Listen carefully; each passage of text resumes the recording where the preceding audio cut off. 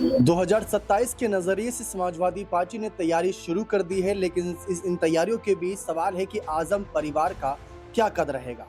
रामपुर की एक ऐसी सियासत रही और उसके इर्द गिर्द कुछ ऐसी मुस्लिम बहुल्य सीटें जहां पर आजम खान का और उनके परिवार के सदस्यों का अच्छा खासा असर पड़ता है, प्रभाव पड़ता है। लेकिन आज हालात ऐसे बन गए हैं कि आजम खान खुद जेल में है, अब्दुल्ला आजम चुनाव लड़ नहीं सकते, तंजीन फातिमा भी बीमार रहती हैं, वो भी पूरी तरीके से सक्रिय नहीं। लेकिन परिवार का एक चेहरा जो आजम खान की बड़ी बहू सिद्रा को लेकर समय समय पर कयास लगाए गए, और ये कयास अब जोरों पर इस वजह से भी है क्योंकि 2024 के चुनाव में भले ही आजम खान के इतर जाकर फैसला लिया गया, रामपुर से मोहिबुल्लाह नदवी जी को उतारा गया और वो जीते भी, अच्छे खासे मार्जिन से जीते। लेकिन उससे पहले हमने देखा था कि उपचुनाव को लेकर जब आजम खान ने अपने करीबी असीम रजा को आगे किया था तो जनता ने उन्हें स्वीकार नहीं किया था, जबकि उन्होंने उस वक्त धरना प्रदर्शन भी किया था। ये कहा था कि वोट बैंक में सेंधमारी की गई है, बीजेपी ने षड्यंत्र रचा है, उपचुनाव में सत्ता पक्ष ने अपनी सत्ता की पावर दिखाई है, जिस वजह से हम यहाँ पर नहीं जीत पाए। मायावती ने भी साफ कहा था कि इन सीटों का सौदेबाजी हुआ है। तब उस समय काफी चर्चा थी कि आजम खान अपनी बड़ी बहू सिद्रा को उतार सकते हैं, लेकिन फिर भी कोई जिम्मेदारी नहीं दी गई। अब यही हालात दोबारा से बन गए हैं। मोहिबुल्लाह नदवी को तो उतार दिया था लोकसभा चुनाव में और वो जीत भी गए, लेकिन क्या एक बार फिर से आजम खान के खिलाफ अखिलेश यादव फैसला लेंगे, या जेल में बंद आजम खान की नाराजगी को दूर करने के लिए उनकी परिवार से किसी को उतारा जाएगा, चाहे बड़े बेटे अदीब की बात कर ले या बड़ी बहू सिद्रा की बात कर ले। लेकिन क्या ये समीकरण बनेंगे या सिर्फ ये कयास रहेंगे? 2027 के नजरिए से आजम परिवार का क्या कद रहेगा, क्योंकि मुस्लिम वोट बैंक को नजरअंदाज नहीं किया जा सकता। उत्तर प्रदेश की राजनीति में नेताजी के बाद अखिलेश यादव ने इसी वोट बैंक के सहारे अपनी राजनीति चमकाई है, ये बात हकीकत है। इन्हीं सवालों का जवाब जानते हैं। हमारे साथ हमारे खास सहयोगी सिराज मौजूद हैं। सिराज, आजम परिवार जिस तरीके से अखिलेश से दूर दूर नजर आ रहा है, अब्दुल्ला आजम जेल से बाहर आए हुए काफी वक्त हो गया, मुलाकात करने नहीं गए, तंजीन फातिमा कह चुके हैं कि अब किसी से कोई उम्मीद नहीं। इस बीच आजम खान का भी अखिलेश के नाम पर कोई लेटर, कोई पत्र, कोई सुझाव सामने नहीं आ रहा, इसको कैसे देखते हैं? देखिए दीपक जी, जाहिर सी बात है कि जिस तरीके से बीते कई महीनों से आजम खान और अखिलेश यादव के बीच जो रिश्ते रहे हैं, वो इस बात का संकेत दे रहे हैं कि दोनों परिवार के बीच सब कुछ ठीक नहीं है। जाहिर सी बात है कि जेल में मिलने तंजीम फातिमा पहुंचती हैं, आजम खान से बातचीत होती है और उसके बाद मीडिया से जो कुछ वो कहती हैं वो चर्चा का विषय बन जाता है। वो साफ तौर पर कहती हैं कि अब उन्हें किसी से कोई उम्मीद नहीं है, सिर्फ अल्लाह पर भरोसा है। और जब मीडिया उनसे सवाल करता है अखिलेश यादव को लेकर, समाजवादी पार्टी को लेकर, तो वो कुछ भी कहने से इनकार कर देती है और इशारों इशारों में वो ऐसे संकेत देती हैं जिससे साफ जाहिर होता है कि समाजवादी पार्टी से आजम परिवार का कोई लेना देना नहीं है। उन्होंने साफ तौर पर कहा था कि जो है आप सब कुछ देख ही रहे हैं कि कितना मदद अखिलेश यादव से मिल रहा है, कितना मदद जो है समाजवादी पार्टी से मिल रहा है। वहीं जिस तरीके से चंद्रशेखर आजाद को लेकर उनका रुख रहा है, वो भी इस बात का संकेत देता है कि आने वाले समय में क्या आजम परिवार किसी और दल का रुख करेगा, क्या किसी और गठबंधन का रुख करेगा। क्योंकि देखा जाए तो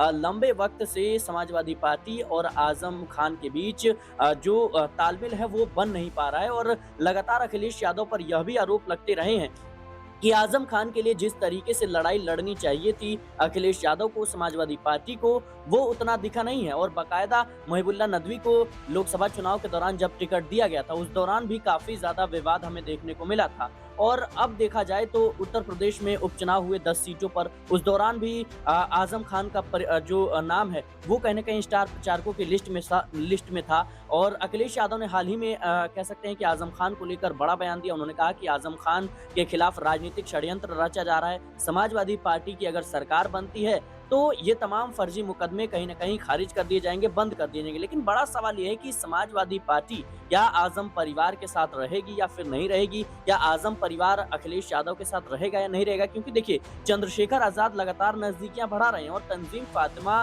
का जो रुख रहा है वो इस बात का संकेत देता है कि आने वाले समय में आजाद समाज पार्टी से भी कहीं ना कहीं बातचीत हो सकती है। इसके अलावा आपने देखा कि करीब 2 सालों बाद जो है आते हैं अब्दुल्ला आजम जेल से बाहर और कहीं न कहीं समाजवादी पार्टी के किसी भी नेता ने उनसे मुलाकात तक नहीं की, न ही अब्दुल्ला आजम ने अखिलेश यादव को लेकर कोई बातचीत की। मीडिया जब भी सवाल करता है वो बचते हुए नजर आते हैं। और इसके अलावा एसटी हसन ने जो नया विवाद छेड़ दिया, उन्होंने कहा कि अखिलेश यादव और अब्दुल्ला आजम के कद में जमीन आसमान का फर्क है। अब्दुल्ला आजम को खुद जाना चाहिए था, उनसे बातचीत करनी चाहिए थी, अखिलेश यादव से मिलना चाहिए था। लेकिन बड़ा सवाल ये कि आखिर अब्दुल्ला आजम अखिलेश यादव या फिर समाजवादी पार्टी के किसी भी नेताओं से मुलाकात करने क्यों नहीं पहुंचे? क्योंकि देखा जाए तो दोनों परिवारों के बीच कहीं ना कहीं जो शीतयुद्ध है वो साफ तौर पर देखने को मिला। और देखिए, समय समय पर जब भी ये आरोप अखिलेश यादव पर लगते हैं, समाजवादी पार्टी पर लगते हैं कि उन्होंने आजम खान का साथ छोड़ दिया, तो इस बात का संकेत अखिलेश यादव देते रहते हैं कि अब भी हम आजम खान के साथ हैं,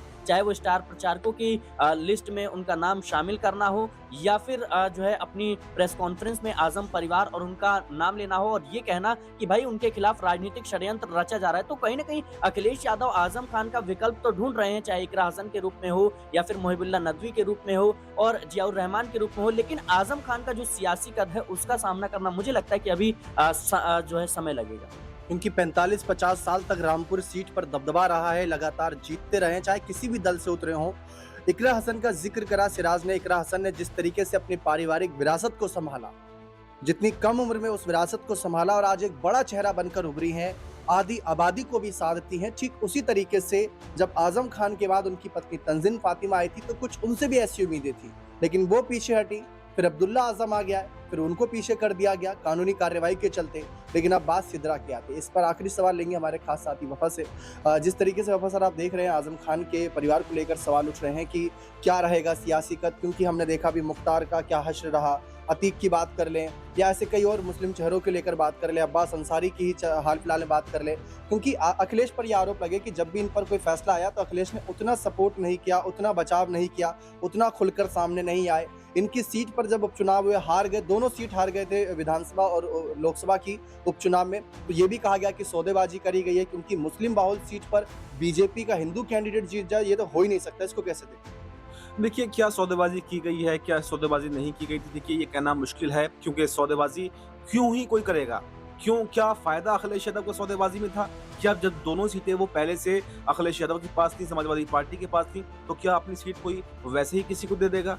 मुझे नहीं लगता कि इसमें कोई सौदेबाजी हुई है। ये वक्त वक्त का समीकरण होता है, क्योंकि जिस तरह से आरोप भी लगाए गए थे कि वोट डालने नहीं दिया गया और वोट में कटौती की गई, तरह तरह के आरोप लगाए गए थे। देखिए, कुछ भी कहना इसमें ठीक नहीं है कि क्या समीकरण बदले, क्योंकि जनता भी सब मालिक होती है। जब जिसको चाहे जमीन से उठाकर आसमान पर पहुंचा दे, आसमान से उठाकर जमीन पर गिरा दे, ये जनता के हाथ में होता है कि कब किसको वोट दे।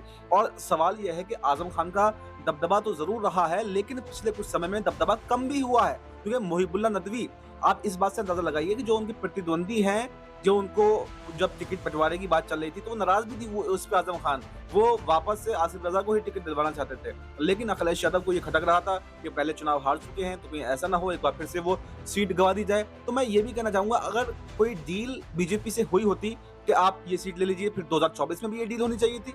और 2024 में आपने देखा कि किस तरह से अखिलेश यादव ने प्रदर्शन किया, तो ये कहना मुश्किल है कि कोई डील हुई थी। लेकिन हाँ, आजम खान का जब से वो जेल के अंदर बंद है तो एक दबदबा समाजवादी पार्टी के अंदर तो कम हुआ ही हुआ है, वहीं पर मुस्लिम वोट बैंक में भी उनकी कहीं ना कहीं पकड़ कम हुई है, क्योंकि इसका जीता जागता उदाहरण रामपुर की लोकसभा सीट है। अगर रामपुर की लोकसभा सीट से आजम खान के ना चाहते हुए मुहिबुल्लाह नदवी जो है अगर हार गए होते, तब हम ये कह सकते थे कि शायद आजम खान का दबदबा अभी बचा हुआ है और इसलिए वो हारे हैं। लेकिन उनकी जीत ये बता रही है कि आजम खान को भी यहाँ पर काफी नुकसान हुआ है। और यही बात एसटी हसन ने कही थी कि अगर आजम खान आते हैं नहीं आते बात अलग है, लेकिन उतना फर्क नहीं पड़ेगा, क्योंकि अखिलेश यादव ने हाल फिलहाल में राजनीतिक चाल ही ऐसी चली। पहले पीडीए फॉर्मूला, जहां पिछड़ा दलित को ही मजबूत करा अल्पसंख्यक के साथ, फिर उसके बाद विधानसभा में जब उन्होंने खुद लोकसभा चुनाव लड़ा और जीत गए कन्नौज से, तो जो नेता प्रतिपक्ष की कुर्सी थी जब वो खाली हुई तो वहां से माता प्रसाद पांडे यानी माता बाबा को आय किया गया, यानी ब्राह्मण चेहरे को। तो उससे साफ नजर आ रहा है कि अखिलेश यादव जो अपने ऊपर MY फैक्टर यानी मुस्लिम यादव फैक्टर का एक छप्पा लग चुका है, उसको मिटाना चाहते हैं और हर कहीं ना कहीं जातिगत वोट बैंक को साधना चाहते हैं। अब देखते हैं आगे क्या माहौल बनता है। बने रहे चैनल के साथ, बहुत बहुत शुक्रिया।